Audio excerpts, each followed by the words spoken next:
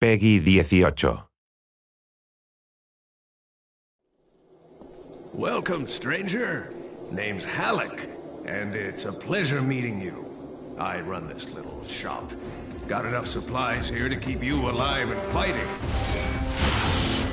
Rage, at its core, is a first-person shooter. These other elements like racing and vehicle combat, they're additive to the experience. But it's important not to get confused by really what we do.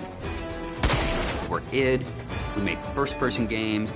You know, when you pick up the shotgun and you shoot a bad guy, you know what to expect.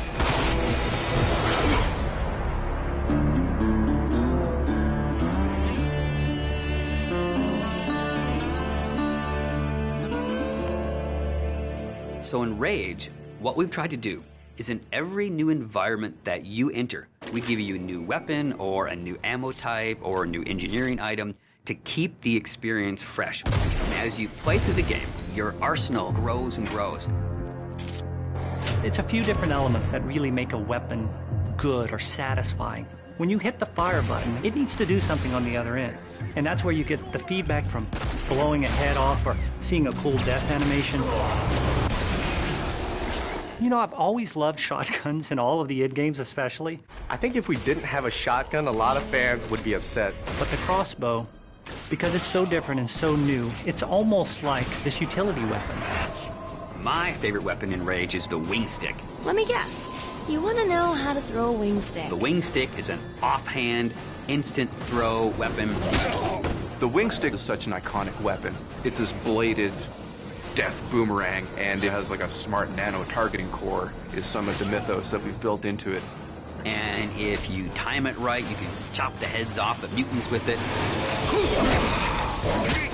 We have these things we call gadgets or engineering items. Things like a little remote control car with a bomb attached to it.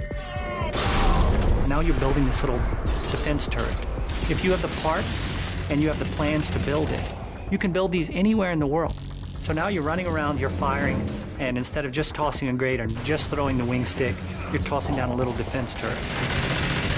And we have other more complex engineering items as you progress through the game, things like sentry bots that are automated robots that shoot all your enemies for you.